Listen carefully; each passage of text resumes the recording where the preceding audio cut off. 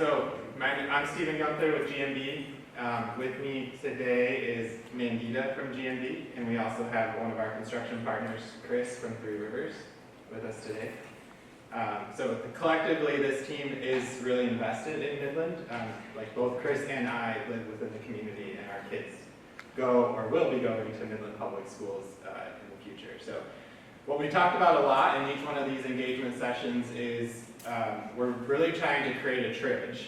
Not in the sense that the tridge exists over the rivers in Midland now, but a tridge between the school and administration, the representative steering team helping guide and make decisions, along with the greater Midland community. And that's where you guys fit in as the greater Midland community, and taking feedback from all of these pieces, bringing them together to make a plan moving forward. So the steering team was developed, and we started meeting in February or March. But really wanted to emphasize that this was a broad range of perspectives brought together from the community to help guide the decisions that were made. There was almost 30 different community members. They represented parents, they represented staff, they represented multiple different communities and townships within the Midland Public Schools boundaries.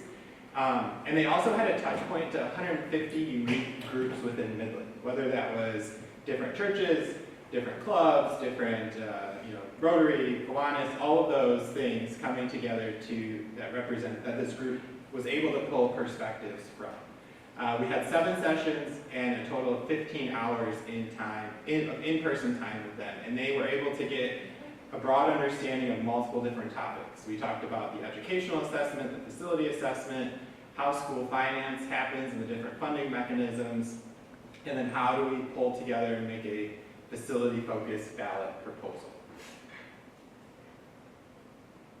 And so what that steering team was able to receive and how all of this information came together is not just feeding them specific information. It is a broad range of information that we provided to them so that they could help make the decision. We had the community engagement sessions. There was meetings with PTO and booster groups. We had different conversations with students to receive student feedback. We met with curriculum and teacher leaders. We also had a staff engagement session. We had a survey, so hopefully you guys were able to participate in the community-wide survey. Some of you may have gotten a phone polling that directly to you as well. And then also influencing all the decisions was the facility assessment that was completed along with the educational assessment. All of those things came together to the steering team where they were able to test out different things of what could happen, what could not happen, how best to make this decision, and ultimately pulling together their recommendation to the board, which is what we're going to hear to talk about today. So we're going to spend a little bit of time recapping what we have talked about and what we have heard from the community over the last 3 sessions that we've had, because all of this was part of what the steering team had to weigh their decision. So as a reminder, community engagement session 1, we covered a lot of topics at that time. We talked about the future of education and what that is and what that potentially is going to look like, because that has to impact how we spend dollars today. We talked a lot about the facility assessment, what the needs are, where they are, different buildings, and some of the key takeaways from that facility assessment. And we also talked about funding for schools and how legally there are certain things that have to be spent on certain items per the state of Michigan law. So we talked about how general fund has specific things that can be spent on. We talked about sinking funds, and sinking funds can only be spent on certain items. And we talked about bonds, and bonds can only be spent on certain items. Those are 3 piggy banks, and you cannot cross your piggy banks. They have dedicated funding mechanisms for each of those things. In community engagement session 2, we had a little bit more of a collaborative discussion with the community as a whole to get an understanding of, where do you see the community at, and what do you see and what excites you with what the potential of any of this can be. So some of the things that we heard were the community is changing. It is not the same community when all of these schools were built, and we have to recognize that that's the case. But to that point also, it is becoming more and more that we as a community have to come together to support these schools. It is our job as a community to support the schools around us.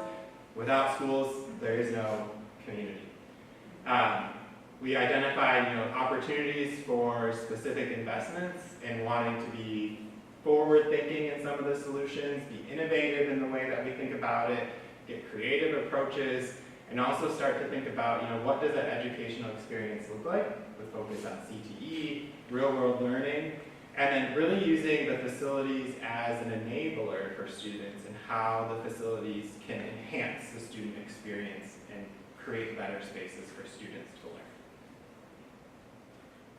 In community engagement session 3, we had you guys work on some of these big buckets that could be part of bonds and or sinking funds, and what is the priority of the community and where they see the highest need. So we had you work in groups of these, 10 or so different buckets, big picture ideas, and how those all fit with how you guys prioritize them to help influence what the steering team made the decision on. So from those meetings, infrastructure replacement was the number 1, elementary utilization was number 2, CTE was number 3. And you can see in the bottom here, that's kind of just a heat map of how often those priorities ranked in the order that they were provided. So you can see out of the 12 different groups that we had participate, 9 groups identified this infrastructure replacement as the number 1 priority that needed to happen, which was really telling, right? Nobody identified it after number 5 and on. And we held the same type of workshop with teachers, and it was a similar breakdown of where kind of things broke out from there as well. So all of those things come together, and it's really the steering team finding the right balance, right? Like there's so many different priorities that different people have and different people want to see, right? There's the community survey, there's building utilization, there's how does this impact the strategic plan that the district has created, leaning into the portrait of a graduate, there's the cost of it, there's being fiscally responsible, the programming needs, different funding strategies. All of these bubbles here were dedicated time that the steering team had like a learning session in each of their sessions to learn more about each of these bubbles to help find that right balance. And it's really hard. And even being circles on the screen and that being a scale, you can't just stack them on top of each other because they're going, it is really hard to find that right balance. And they recognize that it's very difficult. And so what they were tasked with is finding this roadmap. What is our roadmap for facilities moving forward? With the ultimate question of how might we best steward and phase the community resources while taking care of the facility needs. And so we'll get into some of the roadmaps that they explored later. But one of the new sources of information that we presented to them in the last session that we held with them, which helped really build consensus within that group, was the outcome of the community survey. And using that community survey along with the polling data to help influence where do we start first, and then where do we go from there. So between May and June, at the end of May, beginning of June, the survey was sent out. It was conducted via SurveyMonkey. It went mailers, district social media, all of that, trying to get a pulse of where the community's at regarding bonds and sinking funds, and again, some of those prioritized buckets that we talked about in the community engagement session. And how the survey was developed was taking where the steering team landed and kind of their general idea of where things were at a moment in time to influence what this survey was going to discuss, to get a pulse from you guys as to how might their final decision come together. We were very impressed that there was almost 1,900 survey responses. That is a huge number for a school community and probably one of the largest survey responses that we have received. One of the best data points out of this is 85% completion rate. Meaning somebody went from question number 1, I think there was almost 20 questions, to question number 20. And that's huge because surveys take time and people will bounce off and get distracted and go do something else. So an 85% completion rate is huge kudos to you as a community for taking this survey seriously. So we broke it down just to provide some demographics of who took the survey so we could judge, does this reflect what the community is as a whole? So the numbers will be small to you, so I'll read it off the screen. But this top line here, this is a parent and current MPS students. So about a third of the participants were current parents. These two bars here are really important for us when we're looking at the survey responses. It's parent or guardian of alumni, and it's a non-parent community member. Those are the groups within the community that don't have an immediate pulse on what's happening on the schools day to day. They don't have students that are in the schools and not receiving the information. They're kind of what we would group those together, both of them together, and we'll see in some of the following results as kind of that non-parent community member. And that's really important given the age and demographics of the community that's here as a whole, and they represent a large voting bloc within the community also. And then we also had some participants being students, staff members, and parents of future graduates. From a geography standpoint, it doesn't align 100% with what the breakdown of voters within the different townships and within the city of Midland, but it's very, very close. And then we also asked the question of how long have you been part of this community? And over 40% of the respondents have been here for 25 plus years, which is, there's a lot of history with a lot of these responses and a lot of history and feelings with what moves forward. So all of that stuff goes into how we can review this data together.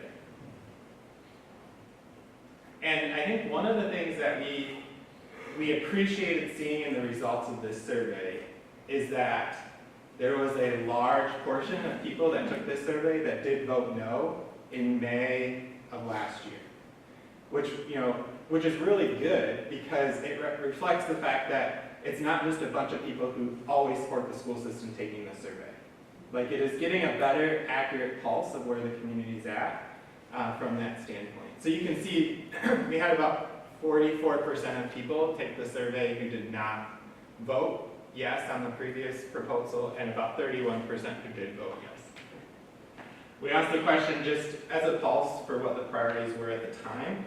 The top reasons for voting yes were facilities need to be updated, I see the need for these projects and they will improve student opportunity, and then wanting to make sure MPS remains competitive. Top reasons for voting no were the total bond amount was too high, I didn't agree with one or more of the projects that were in that ballot, and then I had concerns regarding taxes. So we had in the survey respondents take a look at what are some of these priorities that you want to see accomplished, or how do you rank from strongly support to strongly oppose some of these big picture ideas. So the most supported projects were addressing and replacing infrastructure, which aligned with where we were at in community engagement session 3. Career technical education and improved safety and security. So between the survey and the community engagement session 3, all of those three were the top priorities for people in support of something when it comes together. The least supported projects were addressing elementary overcrowding by looking at options to unify schools together, addressing elementary overcrowding by building a new elementary school, and then athletics in the survey respondents that took this was also ranked in the lowest range of priorities. When we met with the steering team to help, because we use the steering team as a pulse to develop what these scenarios might be asked of in this survey. And when we ended with the group before launching the survey, they were kind of between this 2.5 mil bond potentially, and wanting to use that as a test for what we would see. So we asked two different ways of asking this question. One from a total dollar amount, being $200 million, and one from a millage standpoint, being 2.5 mils. As you can see, it's about 50% between support and strongly support for no matter which way you ask the question, and then a strongly opposed maintaining about 16 to 17%. One of the things that when we conduct these surveys in making a decision to move forward with initiatives is really liking to see a support range of 60 to 70%. That's usually where we have the most robust community support behind what's going together. One caveat to that in how this survey and the respondents of this survey, though, is typically respondents of a school district issued survey are always supportive of the schools. So that 60-70% leans because people are strongly supportive of the schools in general.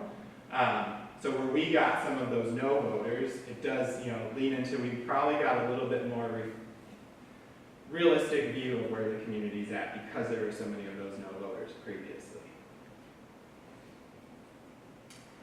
In looking at, so then we also asked the question on sinking funds and then combined proposals. So one thing that was very clear from this survey is that there is very strong support for there to be a sinking fund. And then when we've asked the question, would you support both a sinking fund and a bond, it was about 33% would do both, and the rest of it, any of the remainders was either I need more information or I might support one but I'm not going to support the other. And so we asked the question also, because it has come up consistently in all of this planning, between community groups and everything, a unified high school. And what does that look like currently from just a pulse of where the community's at? Because that would influence what some of this potential bond scope or how we prioritize projects moving forward. So you can see from this question,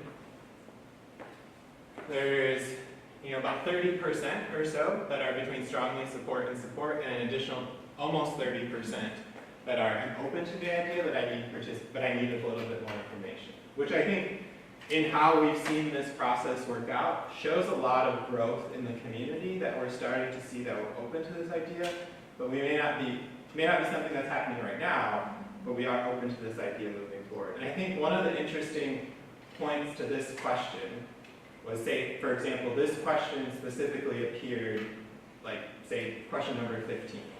Question number 3 was the priorities of how do you rank some of these things, one of them being a unified high school. And when you pulled out the people who, in the first question, said no, strongly opposed, there was a shift in mentality by the time it got to this question. And I think about 25% of the respondents who said they strongly opposed in the first question actually changed their answer and were no longer strongly opposed by the time it got to the end of the question. The way it was written varied. There was a lot more description in how this was described. And so I think that helps us, and moving forward, it's really important to communicate what's happening and the opportunities for students if there ultimately is a decision to do this at some point. So, some of the key takeaways. We do feel like it represented an accurate sample of the community. There is broad support for addressing aging infrastructure, safety and security, CTE, even among former no voters.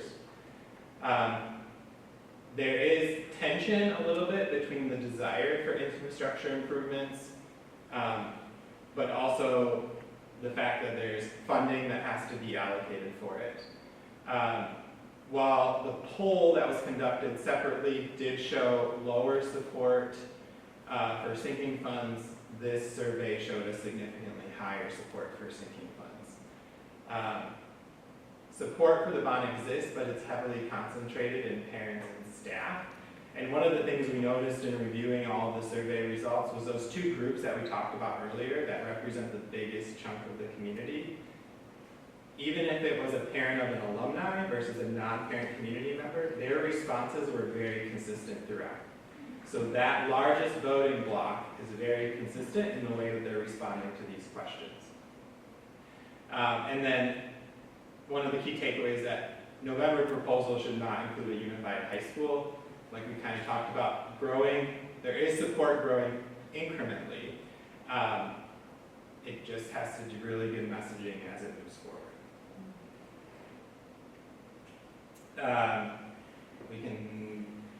Tax and finances are another big item that people are considering. We just go back with it.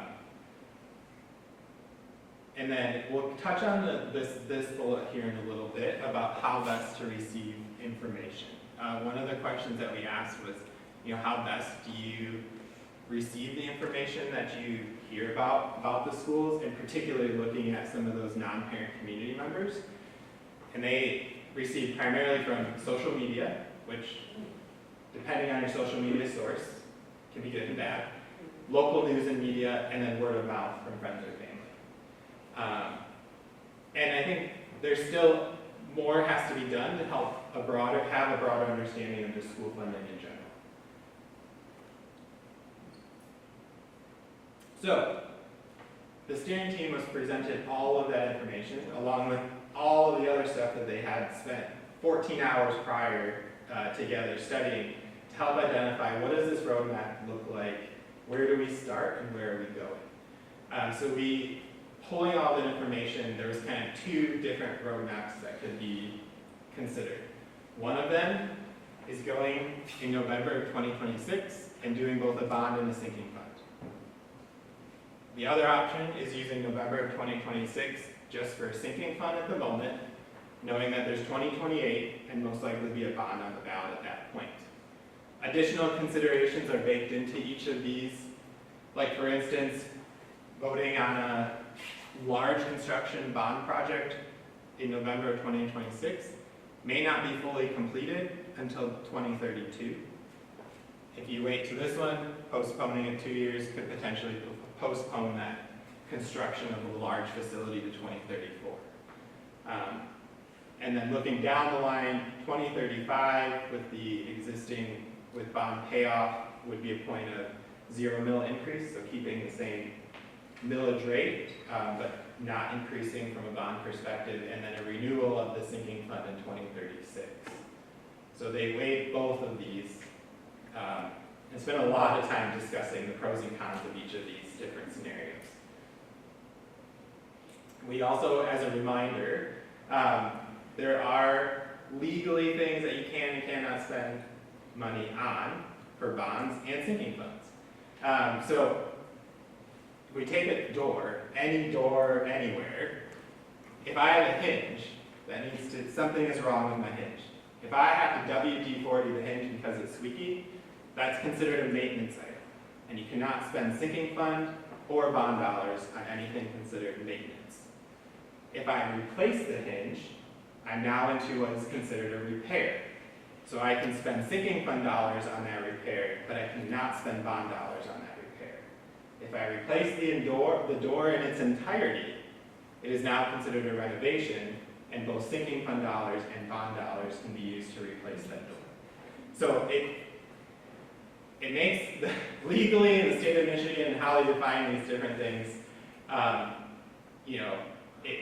it makes some of this challenging, but it is the real world application of how you bring this stuff together and what you can and cannot spend stuff on. So just for example, maintenance keeps something working.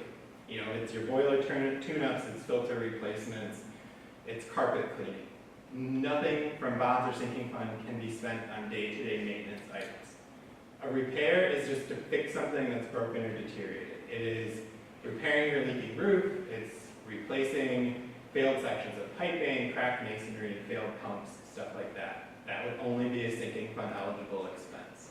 A renovation is you're improving, replacing, or modernizing the system beyond just a simple repair.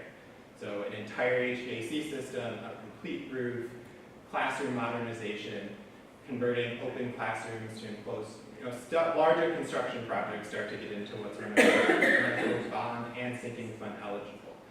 One of the, when we look at the verbiage in there of, modernizing classrooms, that's from like an infrastructure standpoint. Classroom furniture is specifically excluded from from sinking fund eligible expense. So anytime there's classroom furniture improvements, that has to come from bond dollars. It cannot come from sinking fund. And neither sinking fund or bond dollars can be used for paying teacher salaries or staff salaries or any such thing in school buildings. Yes, thank you. We also talked to that group about, there is a financial impact on waiting to go out for a bond. And so looking at two different scenarios here of a 2.0 mil bond or a 2.5 mil bond. If I vote for that in November, I'm going to either generate $190 million or I'm going to generate $229 million. If I wait 2 years, the amount of money that I generate is greater because it's just looking at taxable value growth over those next 2 years.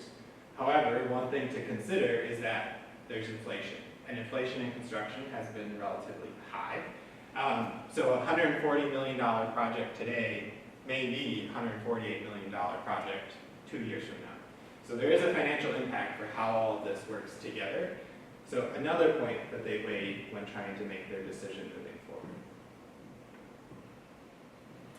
From a sinking fund perspective, with the community that's here, a 1 mil sinking fund is an annual generation of $3.1 million. A 2 mil sinking fund is $6.2 million, and so that's a yearly collection that the district has available to spend on some of those eligible projects.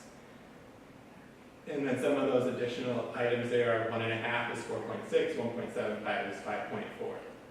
The steering team really considered some of these top priorities that you guys as a community had identified, infrastructure needs, CTE, safety, security, while also being conscious that there is technology needs, whether that's IT technology to support safety and security, or and buses. There is a continuous need for improved buses. I think some of the oldest buses in the fleet right now are from 2015. And so there is regular maintenance and replacement of those buses that is required. And so a revised version of both of those is looks like what we talked about before, was now, what are the pros and cons of each of these? And they did do due diligence in working through what the pros and cons were. The revision here in this one is that what we heard from the survey and what we've heard in some of these community engagement sessions is the term of trust. What does trust mean to each individual does vary depending on who you ask.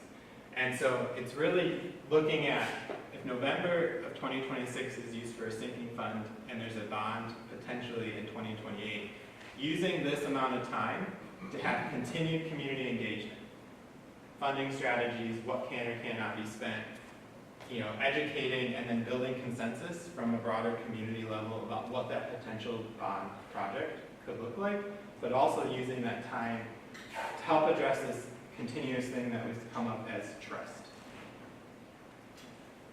And so what the recommendation from that steering team was to the Board of Education was that in November of 2026, there would be a sinking fund, leaving it to the Board of Education to provide with a recommended millage rate of 1.5 to 1.75 mils, which would generate $4.6 to $5.4 million per year. And then as we look to that next step, looking for a recommended funding approach of a bond targeted for 2028, using all of the information that they had presented with, particularly focusing in on those community survey and how people responded to that survey, and using this as that first step of the roadmap and starting here and building stuff further as we move forward. And so our timeline as we do the planning for this and finalize everything is we're here with our community engagement session. The July board meeting is on Monday, where the board will come to consensus on the sinking fund, that millage rate range, while also taking a look at some of those first few years and what can be prioritized there. August 5th is a board meeting to approve the ballot language for what will go on the November ballot, which has to be issued to the county in August. And so that was a lot of information. And so we're getting to some Q&A here and want your feedback on some of this stuff moving forward, which will open up to you. But we wanted to go back, particularly because all of you are members of the community, varying across all the groups that took the survey, and how people receive information. And this is the breakdown of how respondents to the survey received information. You can see these top buckets here, right? Social media, local news, and friends and family or word of mouth. Closely followed behind by district-wide emails. But when we broke it out, to the non-parent community members who may not be receiving district-wide emails, it's still those top 3. So what we want to do today is kind of reach out to you and ask your help in understanding how do we reach the broader community as we go down this path of the recommendation that we will hear from the board next week. What do you think would be the best channel for communicating this information and informing the community on what's coming next for the school district? And also alongside that, we would like to hear from you to see, how comfortable you are with all the information that has been shared with you along this journey of the last few months. And is there still topics or thoughts that are confusing or you're needing more information on? So it's a two-pronged question. Maybe we start with how do we reach the broader community, and just feel free to just chime in. Raise your hand, I'll be taking notes as we talk. Or if you don't, we can put you in groups. Yeah. I have a question. How are you reaching the community now? Through these community engagement sessions, the district has communications that they're spreading across district channels, social media, through the Midland Daily News, all of those. That's kind of the main sources. I know Katie may speak to more additional how stuff is reaching the community now. Yeah, sure. Sorry, I'm way back here, but for example, we've had 2 different members of the local news media, television media, that also joined us this morning as well as today. So we do send press releases and media advisories to local radio, television, and print and digital pieces as well. We have a really robust website, especially specifically dedicated to facility planning. So if you have not been to that yet, it's midlandps.org/facility planning, or you can just Google it and it will come up for you. We've got all of those meeting videos, lots of information to download as well. And we do have very active social media channels, both sharing that information proactively as well as actively managing those comments, responding to direct messages, and commented questions as well. So if you are more comfortable in a digital space having a conversation, we're happy to do that too. But I think to help facilitate this further, that steering team group was part of 150 different organizations throughout the community. Everybody here may be part of different organizations throughout the community. And the organizations that you're affiliated with, what is the best mode of communication to get to them? Is it your church newsletter? Is it a meeting that is held at the specific organization where somebody could come and provide this additional information to you? How best, would you receive the information, or what groups are you a part of that have dedicated channels of communicating with each other? I would even go as far as saying sports teams, right? Kids may be involved in different teams, your swim team, soccer team, so on. Just think about it in any aspect that you are engaged in the community. How might we project this information out? A lot of it is email. Okay. For some of us who don't do social media and the newspaper. Particularly the Midland Daily News, or other? Yes. Okay. Not everybody gets the paper anymore, though. Yeah, it's true. Yeah, Bill? Yeah, I mentioned in the board meeting that communication has to be in very small bites. For example, if you want to talk about a specific need, let's say safety and security, you might have an article in the paper or on social media just describing in maybe a couple paragraphs as opposed to an article of a page and a half. Take topics, almost like bullet points, but with enough explanation to explain what it is. Because if you start making it more, I guess the older people will read the articles, most of the young will skim the headlines. So I think if you just do that, like, here's a topic of the day, and it's this, and then another topic, and break it down in very simplistic terms, and then you can build on that further once you get the idea. For example, the one high school idea needs to be explained that it's not just a matter of preference, it's a matter of survival based on the demographics. So make your case, but make it in pieces that people will digest, and then build on it with like maybe next week you'll get a little more detail and just build it. But I think, that's the only way it's going to be digested is in smaller bites that people can really understand. Well, why? Because most people think it's because you want to build a brand new high school. Maybe it is for some. But if you look at it this way and say, our demographics in Midland, Dow is dropping people like flies, what do we have to look forward to? And that may be the way we survive and provide a quality education. That's how I would approach it. Are there other ideas? I'm going to call on specific people here. Or I'll piggyback on what Bill just said. Nobody understands the consequences of doing nothing. In other words, if we don't have one high school, how many things are we not able to do, or how many things that we cancel because there's not enough kids? What are the things that are falling off the plate, not just because of finances, just because of population? Finances too, maybe in some cases, but we're bleeding money because we have to do everything twice. And getting people to understand it's not just about the money, it's just that we don't have the people to even support it. And if in the future, if things continue to shrink, we don't need as many teachers if we shrink, and that will help the bottom line so we're not spending as much money in raiding the emergency fund. So what I'm hearing between the two of you is fiscally focused short sound bites would most resonate with you.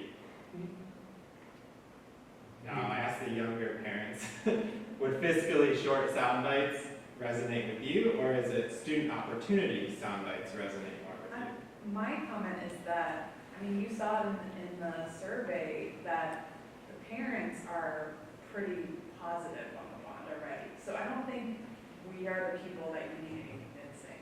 Okay. I think most of the convincing and the effort needs to be the biggest voting block, which is the retired people, the people with alumni.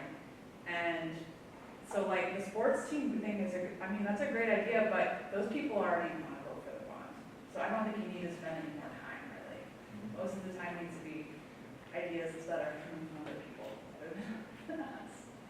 Yeah, if you have current students, you're receiving a lot more communication. Yeah. Whether it be from And you're in school school. PTO, from boosters, from the weekly emails the office sends out, from the district monthly newsletter. So we have lots of avenues and pathways to get the information that is coming to us. And you can see every single day what the school looks like. You see it front and center every single day what needs to happen. So, But I think the sound bites are powerful because I think even for my vision, I went to high school here too. I used to school, but a lot has changed, and now I have a fifth, a second, and a preschooler, right? And learning sound bites from people, like Midland High only got one varsity team, like no JV, so they had to cut girls. Like those are the opportunities lost, like you're talking, because there aren't enough people. Instead, people are like, oh, opportunities will lose if you combine. I think hearing stories that impact student opportunity on what's happening are powerful even for families there. Because like as an elementary parent, I wouldn't have known that, except we went to the regionals, so our girls could watch older girls play softball, and they're like, oh wow, like, how has no one said that in this whole thing, that we're like, only have one team for a girls sport, and they're cutting people because they don't have enough girls at the high school to fill that team.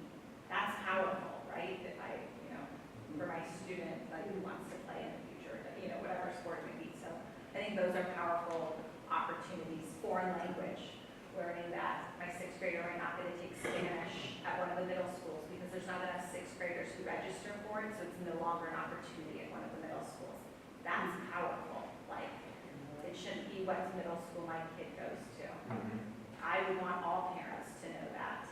And my grandparents who live in town, like, right, like my kid no longer has that choice because where we live in town, that's not, that's powerful to learn those opportunities have decreased because of the size, right? I graduated in the early 2000s. When you talk about communicating out to the community, not everyone's reading the newspaper, not everyone's on email or on social media.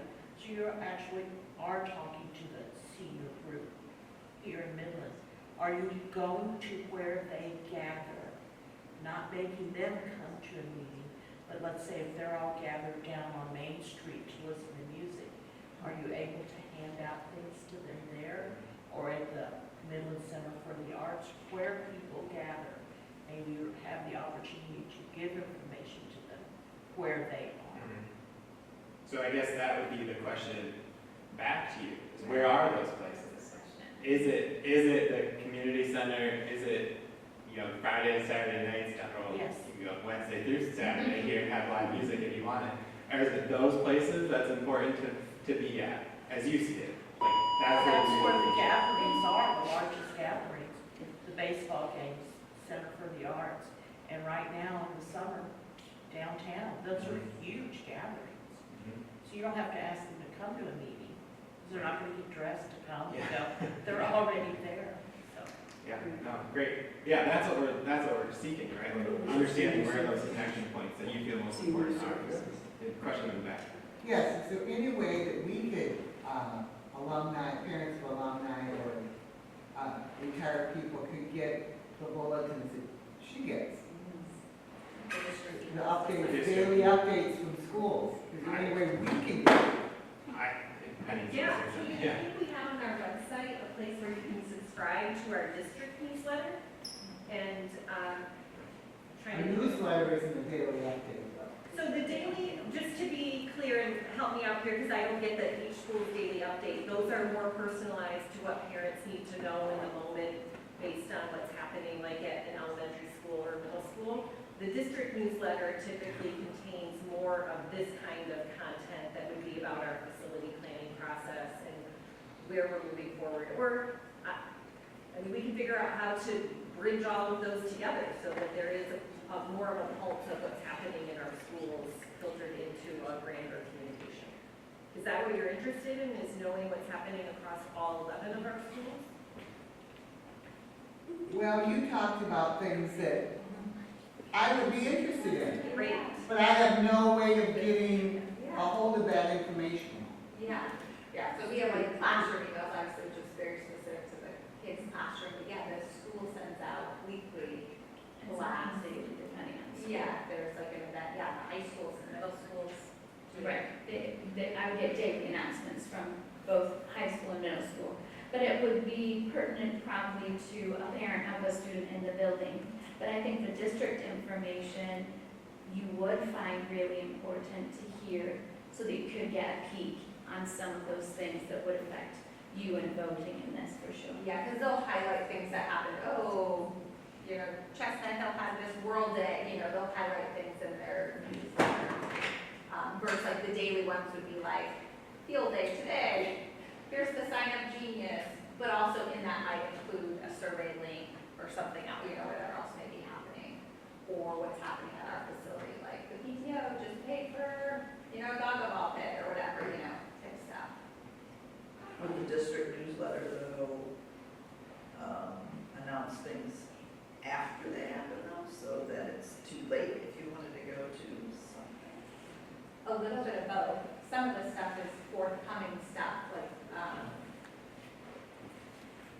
bigger events, they have like a calendar, like dates and stuff on it, versus like, I guess I can't speak for middle school, maybe like sporting events or something like that. Is that, but like field days, that's already Like we would have promoted these community sessions in our district newsletter during the Yeah, school oh year. yeah. So if you're interested in signing up for the district newsletter, if you go to our website, the newsletter is called Forward Together, and if you just put that in the search bar, it will take you to that page, and then there's a link where you can put in your email address and subscribe. But this There's is a lot really of information. helpful insights. Thank you. Have you considered, to reach the seniors, have you considered going to, doing presentations at senior services? yeah, that senior services has come up. I think previously there was a robust effort to go to senior services with the 2025 May vote. There was a lot of tax cut there.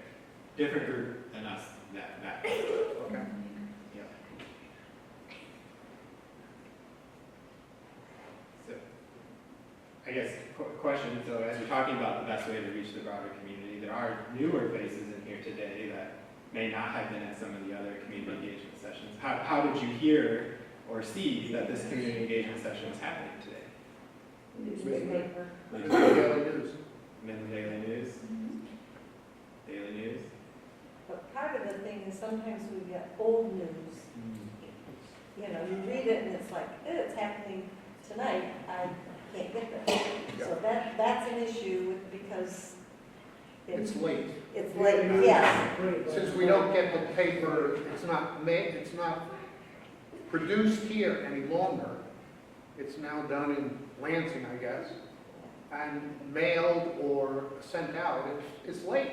So you almost need to put the stuff in earlier than maybe what you feel you need to, for us to read it. This meeting was though, Yeah. This and I one put it was on my really- calendar, Right. so I Right. remember. Oh, that's great. Great feedback. Suzanne? Yeah, I mean, I see something happening right here in this room, where we have parents of kids in the schools sharing with those who don't, and, you know, some education and like information going back and forth. And so maybe it's part of the communication might include parents like you who you know, you can maybe help some of the retired community answer questions directly, and you're a trusted, you know, parent who's there right now, you know. So maybe like some cross-generational opportunities for people. And I think the direct conversation makes a huge difference. I mean, we've had a conversation earlier, right? I still don't even know your name. So, How did you guys hear about this today, if you don't mind me asking, or calling you out? I believe it was a Midland Daily News, but I'm not sure. So I have 3 kids in the school district. I get about 1,000 emails a day. So every time I go to try to find something, I got to figure out which email came from which sports team and whatever. So although I like email, there's just too much of it in my mind. So I've been spending a few minutes just trying to figure out where's the best place for me to go to get like, this information right here that you're presenting. And I'm somewhat savvy on my phone, and I'm having trouble finding that. So I think one thing is, if there's a landing spot right on you got to keep thinking about mobile device and regular PC. I think that's something, and maybe it's just its own website, but QR codes are great these days. So any flyers you put a QR code to go right to the information.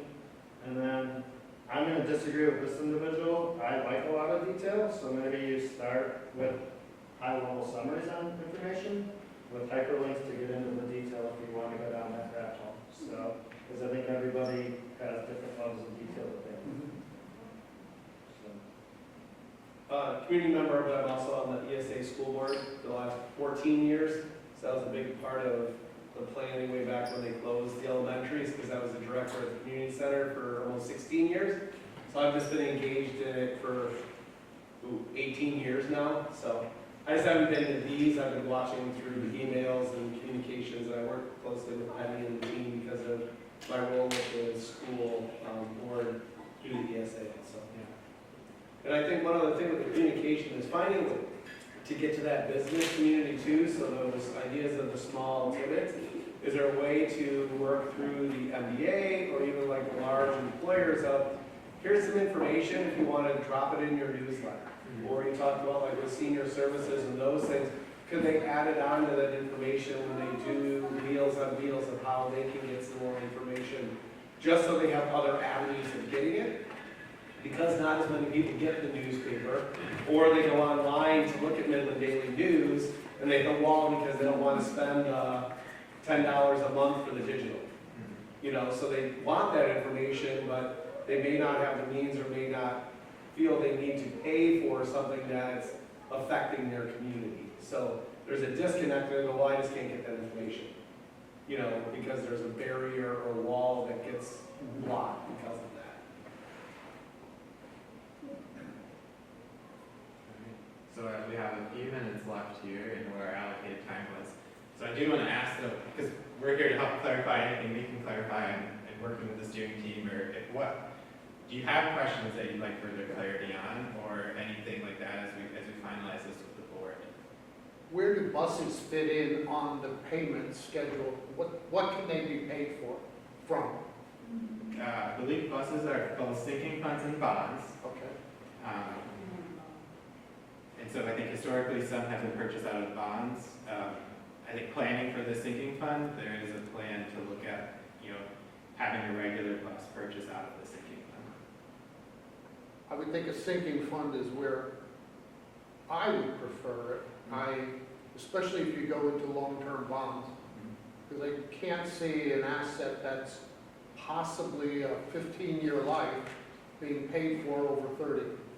So in those particular instances, the interest is not, on a bond, for example, the interest is not paid over the full 30 years, it's amortized to what the actual life of that piece of equipment is. But to your point, buses being purchased from sinking fund because of the interest has been a big part of this conversation as well. Yes? How many organizations have you reached out to help? How many advocates have you reached out to help push your message? So the steering team is large, but steering team is large. They have touch points with 150 different organizations. So relying on them to, share that with the groups that they're associated with. Penny is. I just wanted to offer a point of clarification. Our responsibility as a public school with a potential ballot proposal is to offer factual information. Your word choice of advocacy is kind of a line we can't cross. Our responsibility is information. So we do work to share information broadly across the community, and where there are partners, to Kevin's point, who are willing to help spread that information, but we don't take a point of advocacy. I mean, we're always advocating for what's best for our kids, our students, and our school community, but not in regards to a ballot proposal. What else? What other questions we got? Points of clarity, misunderstanding. I think that with it being a potential two-phase, there may be more questions from the community about, with those sinking funds over the next 2 years, what are those priorities and what might be pushed further out? Because as somebody that all my kids went through the schools, I've seen the aging of some of those facilities, so I would just worry if that bond part of it gets pushed out further of, are we putting dollars into schools that may or may not be online long-term in that figure? And I think that was some of the issues that happened 12 years ago. I don't remember, back in 15-ish, when they closed the 7 schools. Some of those schools had just had some renovations done, and then the survey said, well, and the analysis said, well, we need to close these. So there was some pushback because some dollars had just been spent in those schools. But for long-term, it didn't make sense because the demographics had changed since those dollars had been put into those schools. So it's a catch-22 a little bit when you look at prioritizing if it becomes 2 ballot proposals instead of 1. Just my own opinion. That's not from me being a board member. That's a community member. I'll just clarify that. And I will say that we've been tasked with the board following the last meeting, heavy focus on those first 3 to 4 years of what can happen, and we are very conscious of the fact that we have to make investments in buildings that we understand are long-term assets and prioritize those investments first. And it is part of our process that we're considering.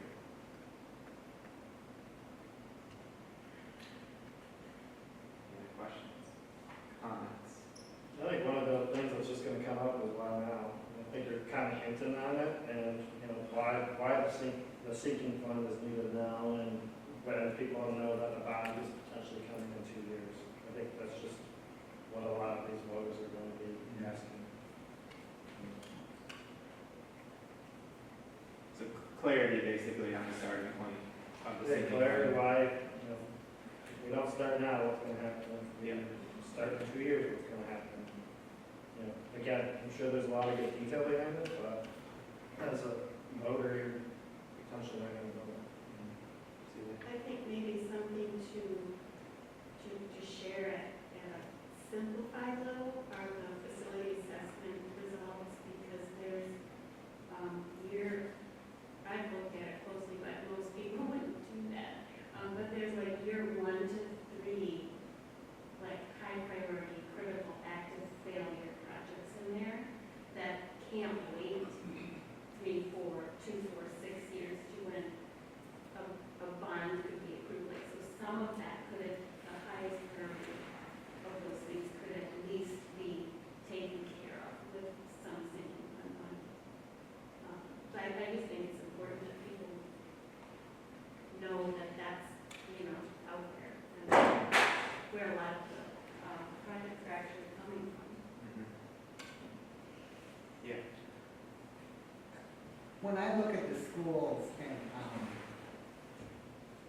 I'm older, I have a different mentality than younger people. When we buy property, when we buy our house, we upkeep our house, we keep making improvements on our house. If we didn't do that, our house would fall apart. I expect the schools to do the same thing with their buildings. They own the buildings, let's do upkeep on the buildings. So I have to look at this and I hear things like, okay, we need safety and security. Why hasn't that been done before? What are you talking about when you want to spend money on safety and security in each building? When my kids were in high school, I know that they, locked doors and they had to pass through metal detector and all that kind of stuff. What are you talking about? I don't know.